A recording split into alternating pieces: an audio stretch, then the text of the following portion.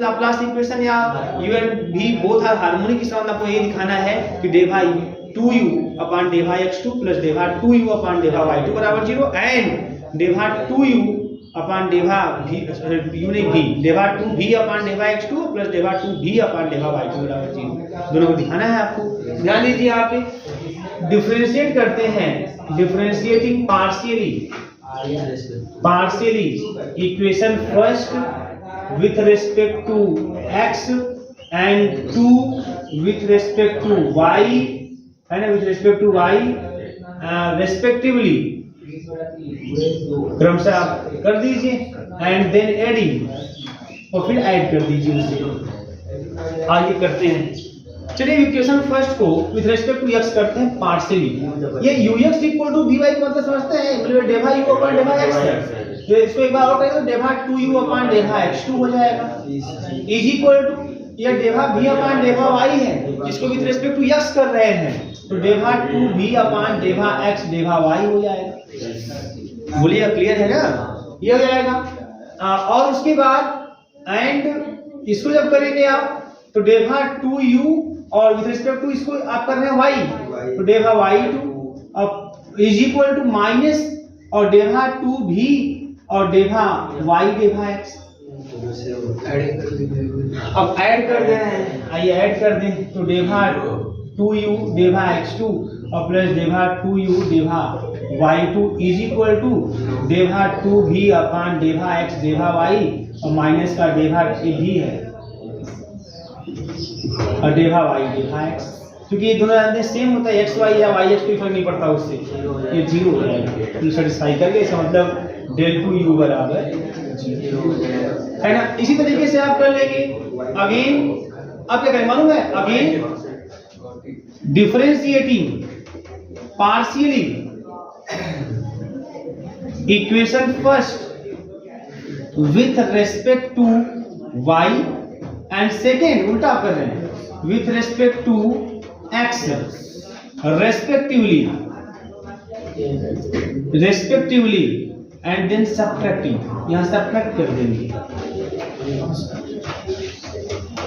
बस ना। We get जब ऐसा करोगे बेटा आप ना, आपको मिल जाएगा del 2v is equal to 0, कर लेंगे ना। ये आपको रिजल्ट आप प्रूव भी कर सकते हैं, रिजल्ट भी आपको पता होना चाहिए।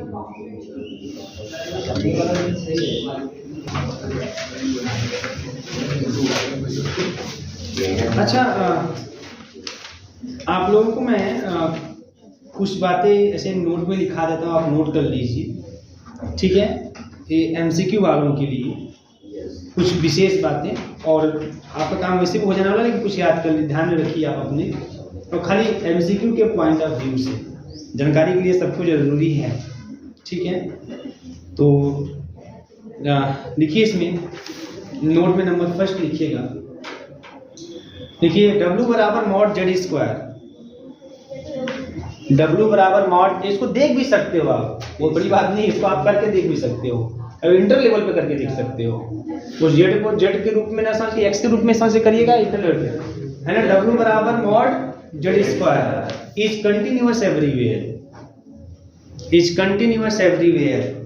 बट नोवेयर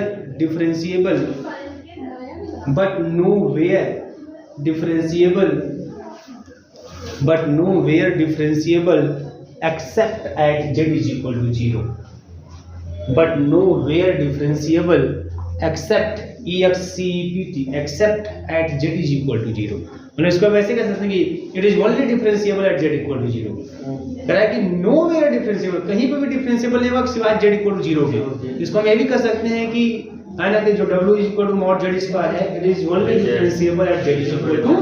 0, है ना। तो ये दिमाग में आपके रहे कि मॉड जेड स्क्वायर है ना एक कंटीन्यूअस फंक्शन तो होता है, लेकिन z इक्वल टू 0 पे केवल डिफरेंशिएबल होता है, या कह सकते हैं z इक्वल टू 0 को छोड़कर किसी पॉइंट पे डिफरेंशिएबल नहीं होता है ना। जीरो पर ये एनालिटिक भी होता है, हाँ 0 पे ये एनालिटिक भी होगा, सब देखो सब चीजों को जोड़ना है इसी तरह, 0 पे केवल एनालिटिक होगा मॉड जेड स्क्वायर, बात समझ में आ रही है ना। हाँ, और एक चीज ध्यान रखिएगा, एक एग्जांपल भी ऐसे फंक्शन का है जो फंक्शन कंटिन्यूअस तो है बट डिफरेंशिएबल नहीं है। अगर मैं z इक्वल टू 0 हटा दूं, ये फंक्शन कंटिन्यूअस तो है बट डिफरेंशिएबल नहीं है। जैसे होता है ना, जैसे एग्जांपल दीजिए, every differentiable function is continuous, yes you can prove this, आसानी से आप प्रूव कर सकते हो, है ना, बहुत से एग्जांपल मिल सकते हैं, है ना, बट ऐसा एग्जांपल दीजिए, given example of that function which is continuous but not differentiable, इसको दे दीजिए आप, है ना, काम बन जाएगा आपका। आगे चलिए, ठीक है, कर लेंगे, कोई दिक्कत नहीं है ना।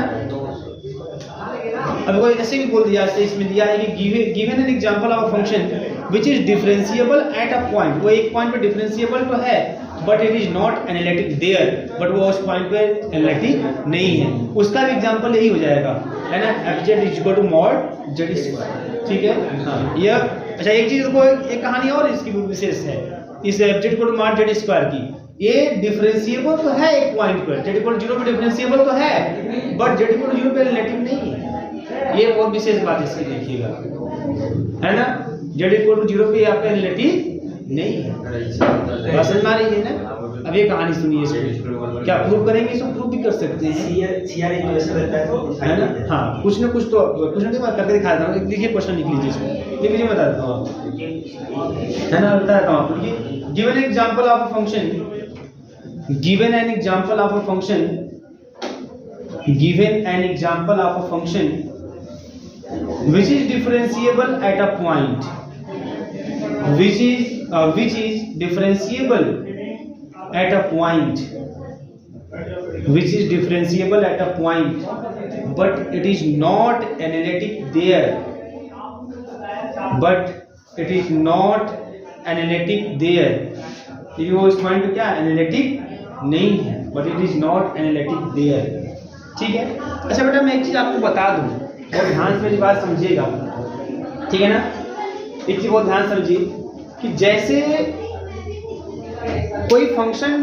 डिफरेंशिएबल और उसका डेरिवेटिव एग्जिस्ट, क्या दोनों चीज सेम है कि अलग अलग है, आपको क्या लगता है? ऐसे मैं बोलूँगी ये फंक्शन जो है इस पॉइंट पे डिफरेंशिएबल है, ये बात, और मैं बोलूँ कि ये फंक्शन इस फंक्शन का इस पॉइंट पे, उस पर्टिकुलर पॉइंट पे उसका डेरिवेटिव एग्जिस्ट कर रहा है, ये बात, क्या दोनों एक ही है कि अलग अलग है? ये कहानी मुझे बताइए आपने, देखिए अब देखो मैं बता रहा हूँ, आप लोग ऐसा फॉर्मूला यूज किए होंगे, मान लीजिए z इक्वल टू 0, देखो लिमिट, आप ऐसा वाला formula F Z not plus बात नहीं माइनस का F Z not upon delta Z, वही एफ डैश एक्स, जो आप इंटरवल को ऐसे F dash X is equal to, है ना, limit x tends to 0 fx plus h minus का fx अपॉन h, वही चीज है, जहां fx है वहीं पे मैंने f z नॉट ले लिया है, जहां पे h है वहां पे डेल्टा z ले लिया, z में हल्का सा चेंज, h भी तो x में हल्का सा चेंज होता है ना। अब मेरी बात ध्यान से समझिएगा यहाँ पे, ठीक, अब यहाँ पे limit delta z tends to 0, हमारा जो फंक्शन है वो क्या है, वो है fz is equal to mod z square, ये फंक्शन मैं यही ले रहा हूँ, गिवन एग्जांपल ऑफ फंक्शन, तो एग्जांपल में कौन सा फंक्शन ले रहा हूँ, fz equal to mod z square. अब वो क्या होगा, fz equal to mod z square की स्थिति क्या होने वाली है, तो fz not plus delta z, है ना, अब ये क्या निकल के आएगा बताइए, fz not plus delta z क्या मिलेगा आपको, कैसे लिखेंगे आप, मॉड में ना z not plus delta z का होल स्क्वायर और माइनस का मॉड z नॉट का स्क्वायर अपॉन डेल्टा z, बोलिए डेल्टा z जो है। अब देखो क्या मिलने वाला है, limit delta z tends to 0, इसको जब ओपन करेंगे तो क्या मिल जाएगा आपको, है ना, ऐसे ना ओपन करिए इसको, तो z not square plus delta z square, है ना, तो मिलेगा z नॉट का स्क्वायर प्लस डेल्टा z का स्क्वायर, आप मॉड भी ले सकते हैं, कोई दिक्कत नहीं है, क्लियर है, और प्लस का 2 z नॉट और डेल्टा z, और माइनस का मॉड में z नॉट का स्क्वायर और अपॉन डेल्टा z, तो a इससे गया, है ना, और क्या मिलने वाला बताइए, limit delta z tends to 0, इसमें गामा भी ले सकते हैं, गामा का डेल्टा z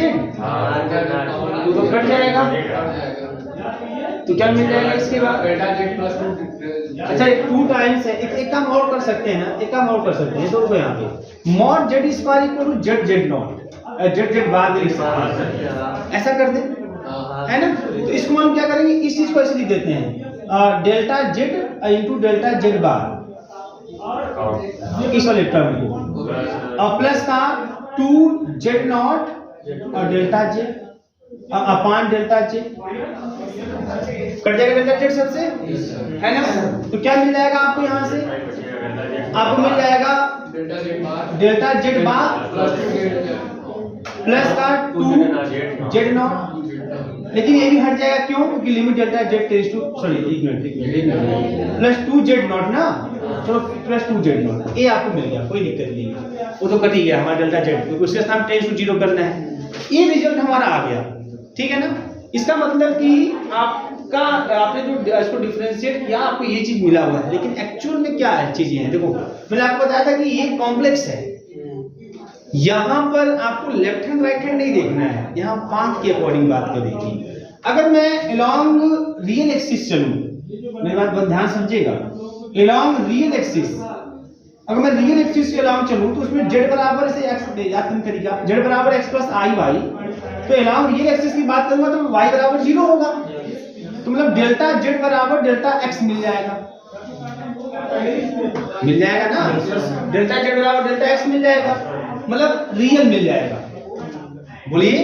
मतलब रियल मिलेगा। इसका मतलब अलोंग x एक्सिस हमारा जो f डैश z नॉट है ना, ये आपको क्या मिल जाने वाला पता है, और ये आपको मिल जाएगा इस तरीके से delta z equal to delta x, तो यहाँ लिख देंगे डेल्टा, अच्छा इसका जब आप कॉन्जुगेट लेंगे मतलब है ना यही ना, कॉन्जुगेट जब आप लेंगे तो यही आएगा, मिलेगा डेल्टा x और प्लस का हाँ डेल्टा x और प्लस का 2 और z नॉट को लिख दूं x नॉट प्लस y ना i y नॉट तो x नॉट ही मिलेगा, ऐसा कुछ। और अगर जब मैं अलोंग इमेजिनरी एक्सिस चलूं तो ऐसे केस में ये x 0 हो जाएगा, तो z इक्वल टू मिल जाएगा i y, तो delta z is equal to मिल जाएगा i डेल्टा y। तो ऐसे केस में डेल्टा z बार जो मिलेगा ना f डैश z नॉट तो माइनस का i डेल्टा y और प्लस का है ना 2 y नॉट कुछ ऐसा मिल जाएगा, बात समझ आ रही है। मतलब किसी कारण बस अगर मान लीजिए देखो मैं बता दूं, अगर मान लीजिए x y दोनों अगर सेम भी आप ले लेते हैं, लेकिन ये चीज डिफर अंतर करेगा, माइनस प्लस माइनस ये बात समझ आ रही है। मतलब कि जैसे हमारा जो जैसे रियल में जब चलते हैं तो लेफ्ट हैंड राइट हैंड, लेकिन यहाँ पे होता है किसी पाथ, तो इसका मतलब कि कोई पाथ लेते चाहे रियल के थ्रू जाते इमेजिनरी थ्रू जाते हमारा जो लिमिट की वैल्यू है ना वो हमको सेम मिलनी चाहिए, बट इसकी वजह से ना आप देखें दो अलग अलग पाथ लेने पे हमें दोनों लिमिट अलग अलग मिल रही है,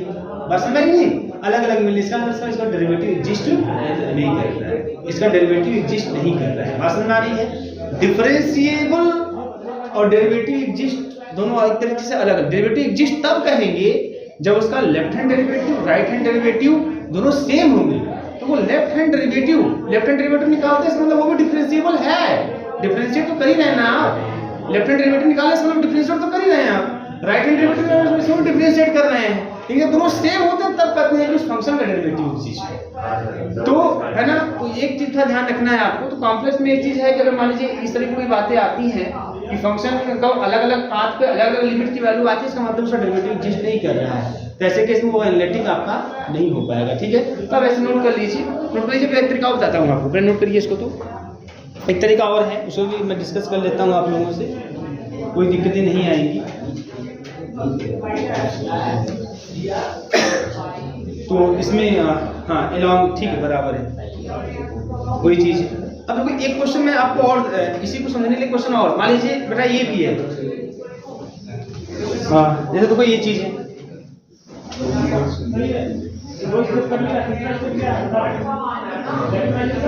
अच्छा मैंने क्या बोला था एग्जांपल के रूप में, given an example of function which is differentiable at a point but not is analytic, है ना, at z equal to at नहीं बोला हूं ना, खाली एनालिटिक दिया, ठीक। एक क्वेश्चन और देखो, ये इसको भी देख लो, fz बराबर z बार को देख लो आप, fz बराबर z बार, अब इसकी बात कर ले, है ना। तो अब ये जो फंक्शन है ये आपका डिफरेंशिएबल नहीं है किसी भी पॉइंट पर, एट एनी पॉइंट, ये डिफरेंशिएबल नहीं है एट एनी पॉइंट। कैसे देखिए ये डिफरेंशिएबल नहीं कैसे है, ये वही सेम फॉर्मूला अप्लाई कर दीजिए। तो जहां पे लिमिट मिल जाएगा डेल्टा जेड टेंड्स टू 0, यहाँ मिल जाएगा Z not plus delta Z, है ना, और माइनस का Z not upon delta Z, यही तो मिलेगा। तो यहाँ से आपको क्या मिल जाएगा, यहाँ से आपको मिल जाएगा लिमिट, अच्छा जेड बार है ना, तो ये ऐसा बार लग जाएगा, limit delta Z tends to 0, z bar से जेड नॉट बार से जेड नॉट बार कट जाएगा, आपको यहाँ रिजल्ट कुछ ऐसा मिलने वाला है, ऐसा मिलने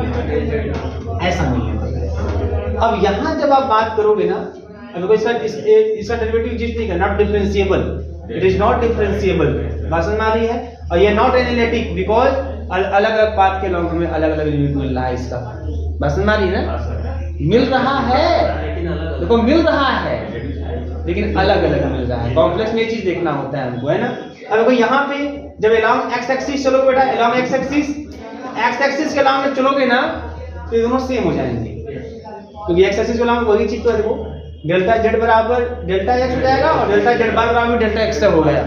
तो ये हो जाएगा -1 और फिर +1, और जब अलोंग वाई एक्सिस चलोगे ये हो जाएगा -1, बस समझ रही। तो ये f z equal to z bar, या ये एग्जांपल से इट इज नॉट डिफरेंशिएबल, ये है ना, ये डिफरेंशिएबल नहीं है, बस समझ आ रही है। इसका तो ये भी डेरिवेटिव एग्जिस्ट नहीं कर रहा है, बस ये नॉट डिफरेंशिएबल, ये भी नॉट डिफरेंशिएबल, एनालिटिक भी नहीं है इस तरीके से। तो ये चीज आप लिख लीजिएगा, लिख लीजिए ना आप लोग,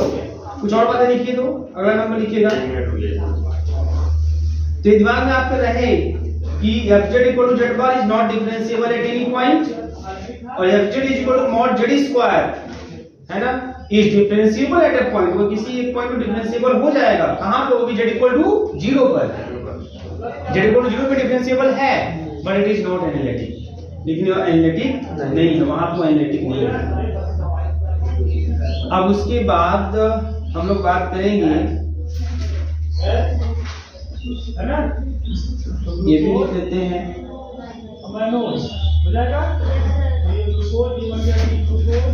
हाँ बेटा लिखिएगा, ये fz equal to cos z is continuous and everywhere relative, हाँ fz equal to cos z is continuous, आप चेक भी कर सकते हो आसानी से, कोई बड़ी बात नहीं है, cos z is continuous and everywhere relative, differentiate तो कई लोगों ने कहा z को माइनस का साइन z आता है ना, क्या आता है जो डेरिवेटिव एग्जिस्ट करता है, चाहे कोई भी ले ले z की वैल्यू, बस समझ आई ना, चाहे कोई भी z की वैल्यू ले ले, ये कुछ बातें आपके दिमाग में होनी चाहिए। अब चलिए देखिए हम लोग आगे बढ़ते हैं, थोड़ा सा कुछ बातें और बढ़ाते हैं। अब देखिए मान लीजिए u दिया है, v कैसे निकालते हैं, v दिया है, u कैसे निकालते हैं। हमारे पास दो मेथड होंगे, तो सबसे पहले हेडिंग करिए construction of analytic function, construction of analytic function, construction of analytic function. किसी एनालिटिक फंक्शन को कंस्ट्रक्ट कैसे करते हैं, मतलब कंस्ट्रक्ट करने मतलब वही चीज है, u देगा, तो किसी भी एनालिटिक फंक्शन को कंस्ट्रक्ट करने के लिए u भी दोनों चाहिए, तो v कैसे निकालेंगे, v दिया है तो u कैसे निकाल के उस एनालिटिक फंक्शन को कंस्ट्रक्ट कैसे करेंगे। तो construction of analytic function, method first, पहला मेथड, ठीक है। देखिए पहले मेथड में लिखिए आप लोग, उस पहले मेथड का नाम हेडिंग से करिए मिलनिस-थॉमसन मेथड, मिलनिस-थॉमसन मेथड, पहला मेथड मिलनिस-थॉमसन मेथड, ठीक है। पहला नंबर आगे लिखिएगा when u is given, when u is given step first, when u is given step, अब है ना डैश देखिए, स्टेप फर्स्ट लिखिए, स्टेप फर्स्ट पहला स्टेप क्या लेंगे, ठीक है। when u is given step first देखिए डिफरेंशिएटिंग पार्शियली, हाँ differentiating partially u with respect to x and y, differentiating partially u with respect to x and y and find डेवा u upon डेवा x and डेवा u upon डेवा y। पहला काम यही करेंगे, u ये दिया रहेगा तो पहले आप निकाल लीजिएगा डेवा u upon डेवा x और डेवा u upon डेवा y। स्टेप सेकेंड जब ये निकाल लीजिएगा तो step second, put x is equal to z and y is equal to 0, put x is equal to z and y is equal to 0 in डेवा u upon डेवा x and डेवा u upon डेवा y, in डेवा u upon डेवा x and डेवा u upon डेवा y। Step third, evaluate fz is equal to integration डेवा u upon डेवा x at z comma 0 dx, डेवा u upon डेवा x करेंगे तो हाँ ठीक है dx, और plus क्या minus करिए, माइनस का i और इंटीग्रेशन डेवा u upon डेवा y at z comma 0 और dy और प्लस का c। आप इसको सॉल्व कर देंगे, बस काम खत्म हो जाएगा। अच्छा एक चीज और छूट गया ना, लिखे तो है ठीक है, माइनस का i रहेगा, ठीक है, बस इसको सॉल्व कर दिए, काम खत्म हो जाएगा, कोई समस्या नहीं होगी। अब लिखिए एडिट करिएगा उसमें, अब है ना, पहला लिखिए ना व्हेन u इज गिवन, अब दूसरा लिखिए व्हेन v इज गिवन। बता दें कैसे इसको लगाना है। व्हेन v इज गिवन, जब v गिवन हो तो क्या होगा, एकदम सेम पैटर्न पे लिखिए, राइट v एंड फाइंड, हाँ step first write v and find, मतलब वही डिफरेंशिएट दे पार्शियली, एंड फाइंड डेवा v अपॉन डेवा x कमा डेवा v अपॉन डेवा y। पहला स्टेप आप यही करेंगे, ठीक है। Second step, put x is equal to z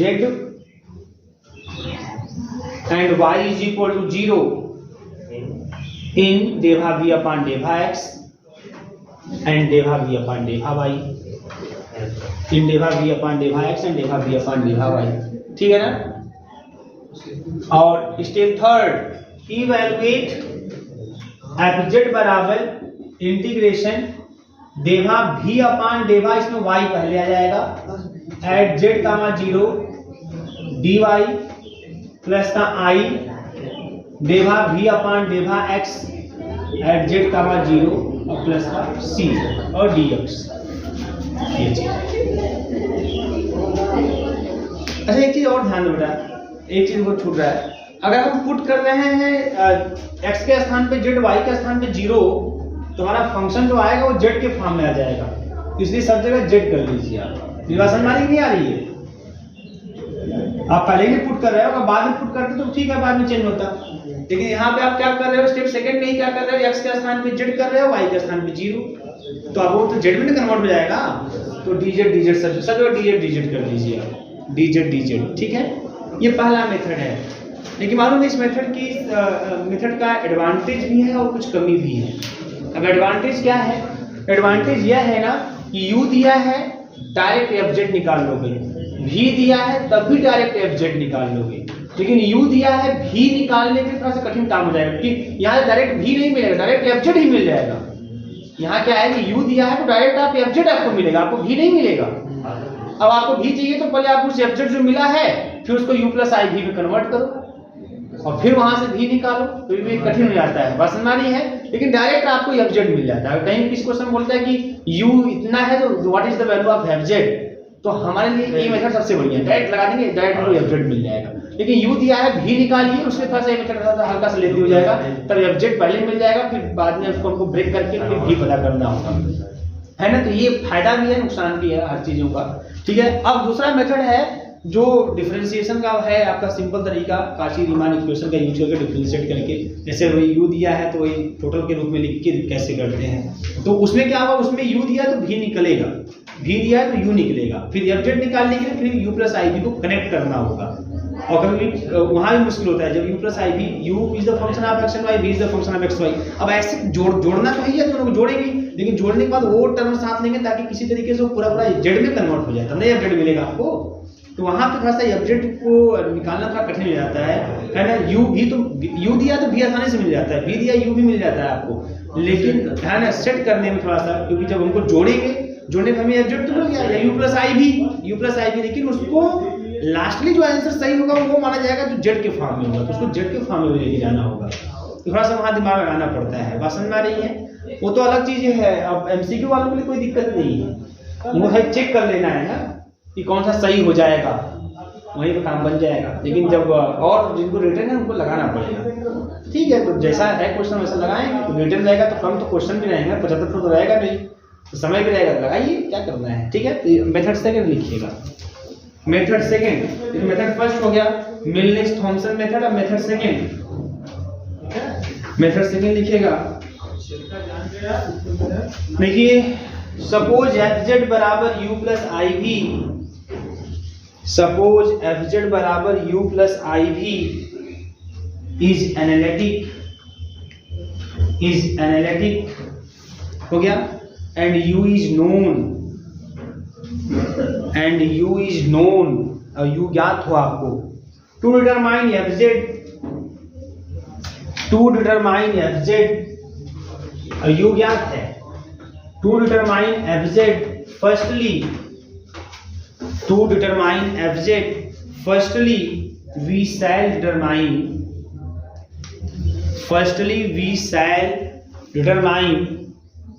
भी, है ना, भी we shall determine भी as, कैसे भी निकालेंगे। और जो u गिवन है तो भी कैसे निकालेंगे इस मेथड में, तो लिखेंगे as, कैसे निकालेंगे, as dv बराबर डेभा v अपान डेभा x dx और प्लस डेभा v अपान डेभा y dy। चूंकि फंक्शन एनालिटिक है, क्या मास्टर क्लास बंद है आज, है ना। चूंकि फंक्शन एनालिटिक है, ये बात ध्यान समझिएगा। फंक्शन क्या है, फंक्शन एनालिटिक है, और फंक्शन जब एनालिटिक है तो सीआर इक्वेशन सैटिस्फाई करेगा। तो u पता है, तो जब u पता है तो डेभा u अपान डेभा x निकाल लेंगे यहाँ से, और डेभा u अपान डेभा y निकाल लेंगे यहाँ से, ये तो निकाल ही देंगे। अब हम क्या करेंगे, अब इसके बाद है ना, अब इस डेभा v, अब चूंकि फंक्शन एनालिटिक है तो मतलब आपके पास ये भी है ux बराबर vy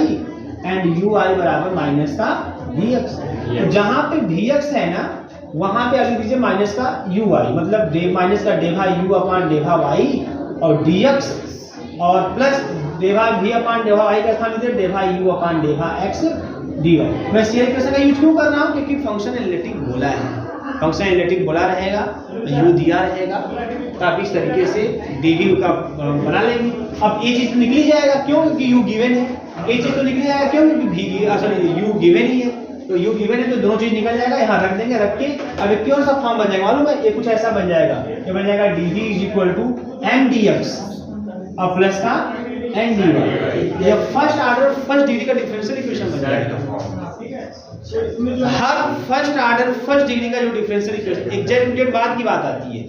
हर फर्स्ट ऑर्डर और फर्स्ट डिग्री डिफरेंशियल इक्वेशन होता है वो m dx plus n dy के ही फॉर्म का होता है। बात समझ में आ रही ना, वो m dx plus n dy के ही फॉर्म का होता है। अब वो क्या है, वेरिएबल सेपरेबल से सॉल्व होगा, होमोजेनियस से सॉल्व होगा, लीनियर से सॉल्व होगा, एग्जैक्ट से सॉल्व होगा, या किसी विशेषण इंटीग्रेटिंग फैक्टर का यूज करके सॉल्व होगा, वो अलग चीज है। But her first order first degree differential equation जो है वो इसी रूप में सॉल्व। और अक्सर जो आपको दिखाई देने वाला है, ध्यान दीजिएगा, अक्सर जो आपको दिखाई देने वाला है वो एग्जैक्ट में ही दिखाई देगा। और एग्जैक्ट की कहानी है कि अगर डेभा m अपान डेभा y is equal to minus का डेभा n अपान डेभा x अगर रहता है, अगर ये सेटिस्फाई है, देन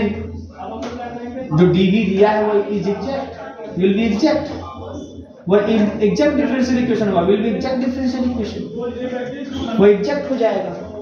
और जो एग्जैक्ट डिफरेंशियल इक्वेशन होता है ना, उसको सॉल्व कैसे करते हैं, या सॉल्यूशन, देन सॉल्यूशन। तो सॉल्यूशन कैसे होगा उसका,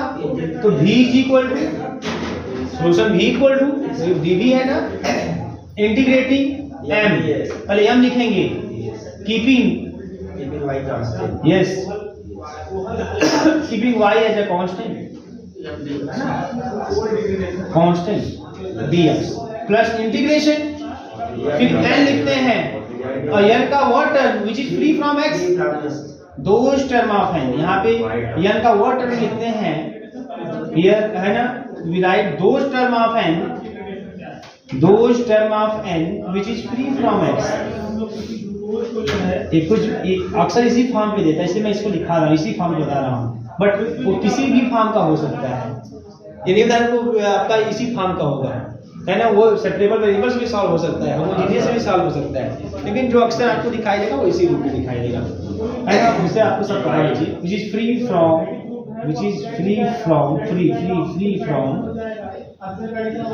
x और dy और प्लस का c सॉल्व हो जाएगा, v निकल जाएगा, फिर u प्लस i करेक्ट कर दीजिएगा, आपको एब्जेक्ट मिल जाएगा यहाँ पे। और वही हाल अगर मान लीजिए ये v इज गिवन, अगर v गिवन हो तो du बराबर लिखिएगा डेवा u अपान डेवा x dx और प्लस डेवा u अपान डेवा y dy। क्योंकि v गिवन है अगर, तो आप डेवा v अपान डेवा x निकाल सकते हो और डेवा v अपान डेवा y निकाल सकते हो,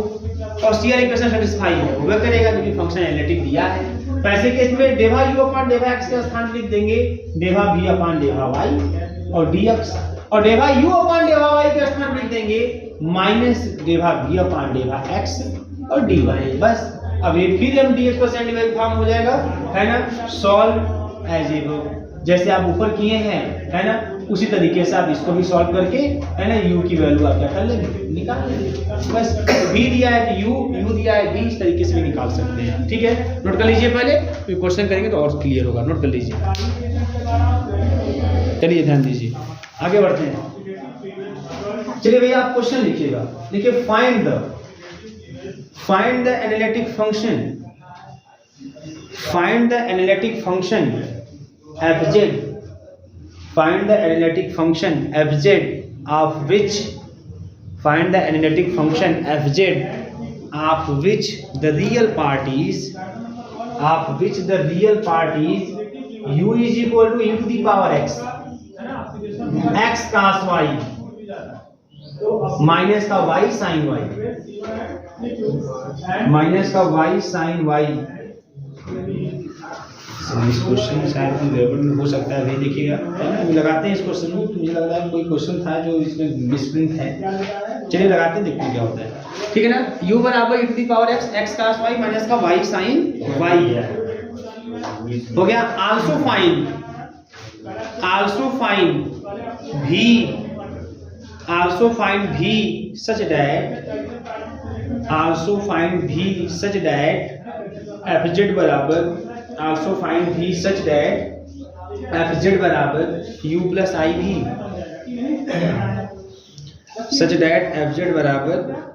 plus iv, ठीक है ना। आप फाइंड कीजिए तो देखते हैं हम लोग क्या स्थिति है, कैसे है, क्या नहीं है। बोले बेटा यहाँ पे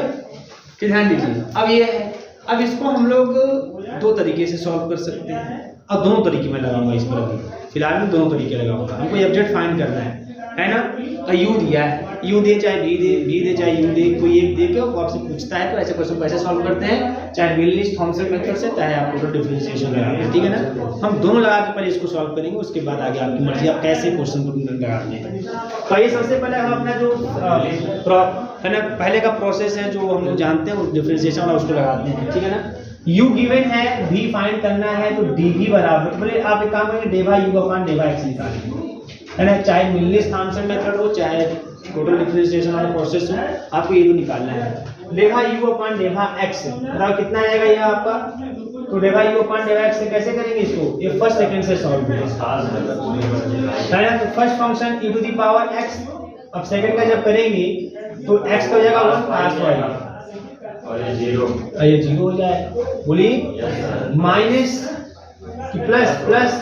second function x cos y minus y sin y और e to the power x, ये हो जाएगा। ठीक है ना। अब निकालते हैं डेवा u अपान डेवा y, ठीक है। जब डेवा u अपान डेवा y की बात करेंगे तो क्या हो जाएगा, देखिए ध्यान से, तो विद रिस्पेक्ट टू y, तो अब यहाँ एक ही फंक्शन है ना, ध्यान दीजिए, e to the power x बराबर करेगा, ध्यान दीजिए, अब एक्स cos y का माइनस का sin y, बोलिएगा। और इसको फर्स्ट सेकंड से करेंगे, इसको फर्स्ट सेकंड से करेंगे, minus first function y, second function sin y का cos y, फिर प्लस लगाते हैं माइनस है sin y, बस ये हो गया, ठीक है ना, ये निकल गया। अब क्या करना है, अब v निकालना है, तो dv बराबर क्या लिखेंगे, डेभा v अपान डेभा x dx और प्लस डेभा v अपान डेभा y dy by CR equation. अगर मैं CR इक्वेशन से क्यों यूज कर रहा हूं, CR इक्वेशन से साफ साफ बोला है find the analytic function f j, तो जो फंक्शन f j फाइंड करना वो एनालिटिक है, एनालिटिक है इसका मतलब सेट सेटिस्फाई जरूर होगा। By CR equation ux is equal to vy and uy is equal to minus का vx, रख दीजिए यहाँ पे डेभा v अपान डेभा x के स्थान पे माइनस का डेभा u अपान डेभा y dx और प्लस का डेभा v अपान डेभा y के स्थान पे डेभा u अपान डेभा x dy, बोलिएगा।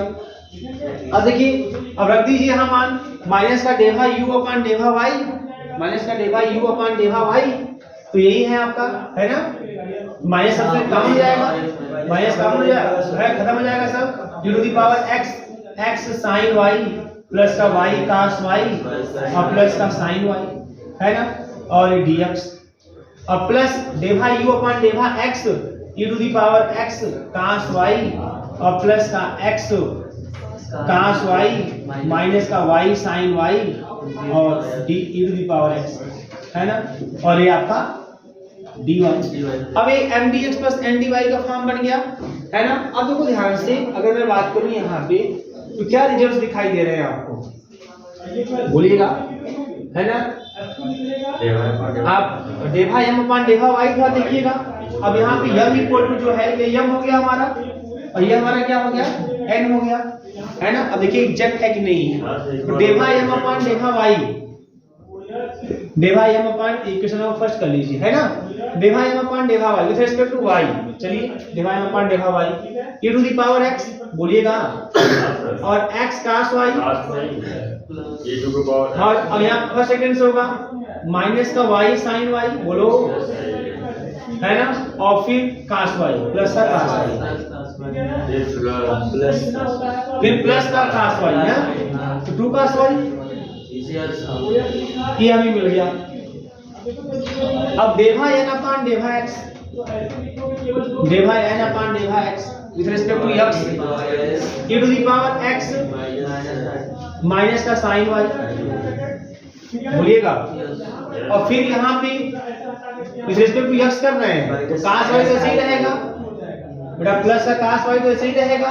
और यह x e to the power x है, तो x e to the power x और plus e to the power x, बोलो, है ना, ये हो जाएगा। और दूसरा वाला टर्म माइनस का y sin y ऐसे ही रहेगा और e to the power x तो e to the power x रहेगा। अब देखिए क्या ये दोनों बराबर हैं, e to the power x में से पहले कॉमन कर लो, e to the power x में से कॉमन कर लो, है ना, e to the power x अगर सब में से कॉमन करोगे तो क्या मिल जाएगा बताइए, यहाँ पे यहाँ से माइनस का sin y और माइनस यहाँ से प्लस x cos y, है, और फिर प्लस का फिर cos y माइनस का y sin y, बराबर नहीं दिख रहा है ना, नहीं बराबर। अब देखो ये क्वेश्चन कहीं भी तो गड़बड़ है, तब मिला लीजिएगा, मैं बता रहा हूँ इसमें पहला देखिए, हाँ ये क्वेश्चन कहीं भी मिस्टेक है जहाँ तक मुझे लगता है। पहले देखो डेभा डेभा सॉरी पहले डेभा u है ना, डेभा u अपान डेभा x कितना आया हुआ है,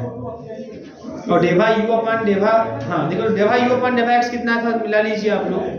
डेभा u अपान डेभा x, तो देखो मिलाओ, e to the power x बाहर, x cos y है, x cos y यहाँ है, माइनस का y sin y है और प्लस का cos y है, ठीक है, ये तो है। फिर उसको मिलाइए, इस वाले टर्म को इस वाले टर्म को मिलाइए, ये हो गया ना, डेभा u अपान डेभा x, डेभा u अपान डेभा y तो डेवा u अपॉन डेवा y कितना आया था, यही है ना डेवा u अपॉन डेवा y, तो इसको मिलाइए तो माइनस से छोड़िए कोई बात नहीं है। अब प्लस में आइए e to the power x और x sin y y cos y plus sin y, सही तो है भाई? ये गड़बड़ है क्या? ये डेवा अपॉन डेवा x से चालू गलत नहीं। हां गलत नहीं वही इसका आगे जो करें इसका डेवा अपॉन डेवा x की डेवा अपॉन डेवा x को फिर से सही करिए। फिर से डिफरेंशिएशन किए गलत, फिर देख लेते हैं ये सही है ना ऊपर वाला? हां ऊपर वाला ठीक, डेवा n मतलब यही ना? हां सर। एक काम करते हैं n को तरह ऐसे करके लिख देते हैं ना, मतलब कि इसको ऐसे समझ लेते हैं n बराबर मतलब ऐसा कर लेते हैं e to the power x बाहर कर लेते हैं cos y और प्लस x cos y, यही ना? माइनस का y sin y, यही ना? बता दो। चलो अब करते हैं with respect to x,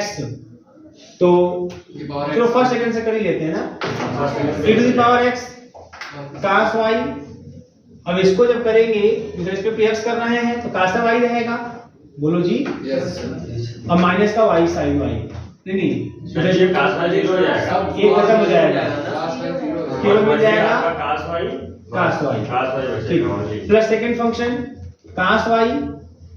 plus x cos y minus का y sin y तो cos y plus second function e to the power x है ना, उसमें हम जितना अंदर ब्रेक करने लेंगे उसी में गड़बड़ हुआ होगा। चलिए ओपन करते हैं, e to the power x common कर लेते हैं। हाँ तो ठीक है, cos y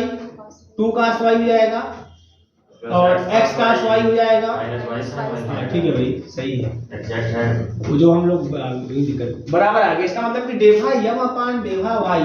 और डेवा n अपान डेवा x है ना, इट्स एग्जैक्ट। अब मैं आपको बता दूं जिनको रिटर्न करना है जान लें कि ये हमेशा एग्जैक्ट ही रहेगा, आप वहां चेक मत करने जाइए। जो आपको क्वेश्चन आते हैं एग्जाम में ना, उसको आप चेक मत करने कि एग्जैक्ट है कि नहीं है, ऐसे ही आएगा तुरंत पढ़िए या एग्जैक्ट से सॉल्व कर दीजिएगा, वो हो जाएगा सारा, है ना। आप लोगों में ऐसे ही आते हैं, इंटीग्रेशन करना कॉम्प्लिकेटेड होगा। हाँ अब आइए सॉल्यूशन की बात करते हैं। हेंस द सॉल्यूशन, नहीं कोई कॉम्प्लिकेटेड नहीं, आप करिए तो सही। हेंस सॉल्यूशन है ना, सॉल्यूशन की बात करेंगे क्या होगा, v इज इक्वल टू, ठीक है ना, इंटीग्रेशन m हमारा यही है ना, m है तो m को लिख देते हैं, m को लिख ही देते हैं e to the power x sin y और प्लस का y cos y और प्लस का sin y, ध्यान दीजिएगा ये इस तरीके से हो गया। और dx ये लिखते हैं भैया, एग्जैक्ट के लिए लिखवाया सर तो वहां पे माइनस हो जाएगा। किसमें से? वही तो डेवा m अपान डेवा y इक्वल टू माइनस डेवा n अपान डेवा x। हाँ माइनस नहीं है क्या? तो वहां पे लिखवाया एक्चुअली में माइनस को माइनस नहीं आया क्या? बोलो भाई यहाँ पे माइनस का गलत लिखा। अच्छा माइनस लिखा क्या हुआ वहाँ पे मैं? हां माइनस नहीं माइनस नहीं रहेगा, बराबर ही रहेगा, माइनस नहीं रहेगा भैया, मतलब इक्वल नहीं बराबर डेवा m अपान डेवा y। एक्चुअली वो मैं हाँ डेवा m अपान डेवा y माइनस डेवा n अपान डेवा x बराबर 0 आता है, मतलब डेवा m अपान डेवा y इक्वल टू डेवा m अपान डेवा x। माइनस हटा दीजिए वहां से, आप लोग क्लियर है ना, माइनस हटा दीजिए। ये हो गया यहाँ पे, अब देखो आगे माइनस नहीं आता, इतना ही आता है। आगे देखिए plus n which is free from x, n का वो टर्म जो फ्री फ्रॉम x हो, इसमें भी है इसमें भी है, ऐसा कोई टर्म ही नहीं है n में, ऐसा कोई टर्म ही नहीं है। तो 0 * dy और प्लस का c, देखें है ना। अब वो क्या होगा, अब v इक्वल टू, अब एक काम करते हैं कि इसको अलग अलग करके लिख देते हैं, बात समझ मारी है, मतलब कि x e to the power x sin y dx plus, अब keeping y as a constant है ना, तो देखो y cos y और प्लस का sin y एक साथ कर लेते हैं और dx और प्लस का c,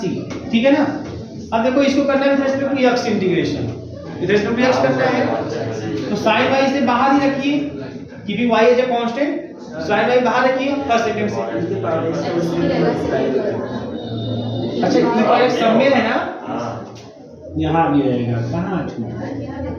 ये होगा, यहाँ भी रहेगा dx। चलो कोई दिक्कत नहीं, कोई समस्या नहीं आएगी। यहाँ आ जाओ फर्स्ट सेकंड से, यहाँ फर्स्ट सेकंड क्या करेंगे, फर्स्ट फंक्शन, तो फर्स्ट फंक्शन x मान लेंगे, x e to the power x minus integration first का x e पावर x से आएगा, है ना, और प्लस यहाँ आ जाएगी, यहाँ क्या हो जाएगा आपका, ये पूरा वही रहेगा y cos y plus sin y और e to the power x plus का c हो गया। थोड़ा सा और इसको ओपन कर लेते हैं, ठीक है ना, तो x e to the power x sin y minus e to the power x sin y plus y e to the power x cos y और plus e to the power x sin y plus c। c, एक तो गया, बोलो। अब मिल गया हमारे पास x e to the power x sin y, है ना, plus y to the power x cos y, ये काटने को जोड़ दें c, ये हमको मिल गया भैया, है ना, भी हमें मिल गया इस तरीके से। अब कुछ नहीं करना है, u प्लस i भी करके हम निकाल लेंगे ये से, कर लीजिए इसको। तो ऐसे भी मिल गया, भी निकल गया, पहला टारगेट फुल भी निकल गया। अब हम निकालते हैं fz। नाउ fz बराबर u प्लस i भी, देखो ये सब समझ लेंगे आप लोग, कोई भी क्वेश्चन आएगा आप करेंगे इस तरीके के, ठीक है ना। fz बराबर u प्लस i भी, u क्या है, u क्या दिया था, जो दिया था u दिया है master e to the power x cos y minus का y sin y, है ना, प्लस i भी क्या दिया है, भी अभी निकाले हैं, है ना, भी है हमारा e की पावर x भी कॉमन कर लेते हैं इसमें से भी, और x sin y और प्लस का y cos y, बोलो, है ना, और उसका c है, c के साथ भी i का गुणा होगा, एक नया कांस्टेंट c डैश कर लेते हैं, i गुणा c के साथ जो नया कांस्टेंट बना लेते हैं c डैश, है ना, उस c डैश से कोई मतलब नहीं। चलो आगे ध्यान दो। अब बेटा देखो यहाँ पे ओपन कर लेते हैं, e के पावर x e के power x cos y minus y to the power x sin y plus x e to the power x i के साथ sin y, है ना, और plus i y to the power x cos y plus c dash. हम मिलाने की कोशिश करते हैं, देखो यहाँ का टर्म और यहाँ का टर्म मैच कर रहा है ना, तो x e के पावर x कॉमन कर लो आप, तो मिल जाएगा cos y प्लस का i sin y, ऐसा बच जाएगा, बोलो। अब इन दोनों में आते हैं, यहाँ क्या कॉमन हो रहा है, y की पावर x, y माइनस करके कॉमन करते हैं, इसको लिख देते हैं प्लस का, देखो अब यही है, इसको लिख दो प्लस का i स्क्वायर, है ना। अब y की पावर x, i कॉमन करें, नहीं i है ना सब में, i कॉमन कर लेते हैं, i y e के पावर x कॉमन कर लेते हैं, बोले, है ना, i y की पावर x कॉमन कर लेते हैं, यहाँ से मिलेगा cos y, यहाँ से मिल जाएगा एक i बचेगा sin y और प्लस का c डैश, बोलिएगा क्लियर है। तो यही सब सेटिंग थोड़ा दिक्कत होगी इसमें, है कौन कहाँ से कॉमन सेट बनाए। अब देखो ये cos y plus i sin y e के पावर i y, बोलो भाई, e to the power i theta cos theta plus i sin theta, तो ये यहाँ से अच्छा e to the power i y e to the power i y common हो जाएगा, बात समझ आ रही है, और e के पावर x भी कॉमन हो जाएगा, तो मिल जाएगा x plus i y e के पावर x e के पावर i y प्लस का c डैश, और ये हो गया z, और ये हो गया e to the power x plus i y और प्लस का c dash, z to the power z plus का c डैश, ये आपका ये z हो गया, z के टर्म में आना चाहिए। आप लोग इस क्वेश्चन को याद कर लीजिए,